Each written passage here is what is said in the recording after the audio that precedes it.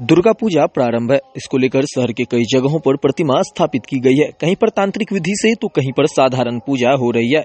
मां को प्रसन्न करने के लिए लोग अलग अलग तरह के चढ़ावे को चढ़ाते हैं। कोई मिठाई तो कोई बलि चढ़ाते हैं। आपको बता दें कि सनातन धर्म में मां दुर्गा के नवमी पूजा के दिन माता को बलि चढ़ाने की परंपरा है। ऐसा कहा जाता है कि मां दुर्गा को बलि अति प्रिय है, जिसको लेकर लोग अपने मनोवांछित फल को पाने के लिए बलि देते हैं। लेकिन आपको बता दें कि बलि से पूर्व आप जिस भी चीज की बलि दे रहे हैं उसका फुलाइस किया जाता है, जो बलि में काफी महत्वपूर्ण होता है। बिना फुलाइस के मां दुर्गा को बलि नहीं दी जाती है। कई बार जब आप अपने छागर को बलि देने के लिए ले जाते हैं तो आपकी फुलाइस बहुत देर तक नहीं होती है। इसको लेकर जब पंडित गुलशन झा से बात की गई तो उन्होंने बताया कि सबसे बड़ी बात है कि फुलाइस मां की मनोकामना होती है। हम लोग मां को मनाते हैं कि हमारा प्रसाद स्वीकार करें। जब तक मन को एकाग्र नहीं करेंगे तब तक बलि के लिए फुलाइस नहीं लिया जाएगा। आपको बता दें कि अरवा चावल को गंगा जल में फुलाकर पहाड़नुमा आकार दिया जाता है, लेकिन आपने एक चीज गौर किया होगा कि मां की ऐसी महिमा है कि वह चावल गले पर से ही गिरता है और कहीं से वह चावल नहीं गिरता। आप जब फुलाइस करवा रहे हैं तो आपको यह ध्यान रखना होगा कि आपका मन विचलित ना हो। अगर आपका मन विचलित होता है तो आपका फुलाइस नहीं लिया जाएगा। जो भी मन में मनोकामना है अपने मन में लिए और मां की भक्ति में लीन होने के बाद ही आप फुलाइस दें।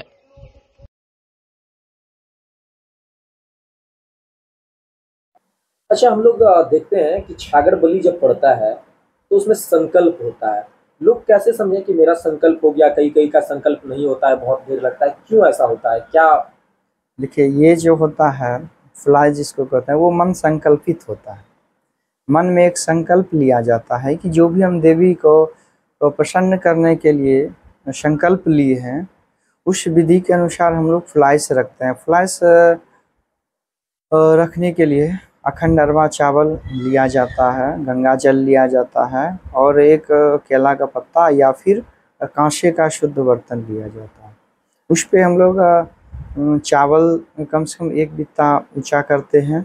उसके बाद उसको पतला पान से उसको पतला करके फ्लाइस मतलब भगवती को प्रसन्न करने के लिए हम लोग फ्लाइस रखते हैं। उसे पान, सुपारी, पैसा और तुलसी पत्र दे के मन चिंतन करते हैं और मन में चिंतन करते हैं कि हे देवी, मैंने जो आपके लिए संकल्प लिया अपने मन में मनोवांछित फल प्राप्त के लिए, तो उस संकल्प से मैं आपको प्रसन्न करने के लिए मैं फुलाइस रख रहा हूँ।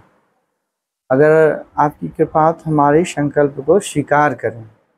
अगर आप सच्चे मन से भगवती की प्रार्थना कर रहे हैं, आराधना कर रहे हैं, आपके अंदर श्रद्धा है, तो ज़रूर भगवती आपकी प्रार्थना कबूल करती है और वो संकल्प आपका पूरा होता है। अच्छा, कई बार देखते हैं बहुत देर तक संकल्प नहीं हो पाता है, बहुत देर तक पूजन पाठन इसलिए नहीं होता है कि देखिए, सबसे पहले जो है ना, मन को शांत करना होता है, एकाग्रचित करना होता है और जिसलिए हम वो संकल्प करते हैं उस संकल्प में हमको लीन होना चाहिए। अगर भगवती का आराधना कर रहे हैं तो पूरे मन से भगवती की श्रद्धा पूर्वक उनकी आराधना करते रहेंगे, तभी हमारी भक्ति का फल मिलेगा और हमारी प्रार्थना स्वीकार करेंगे। मन विचलित रहेगा, ध्यान कहीं और रहेगा, मन कहीं और रहेगा, आत्म शरीर कहीं और रहेगा, तो भगवती उस दरमियान में प्रसन्न नहीं होते हैं। प्रसन्न उन्हीं पे होते हैं जो श्रद्धा पूर्वक, भक्ति पूर्वक भगवती की आराधना करते हैं।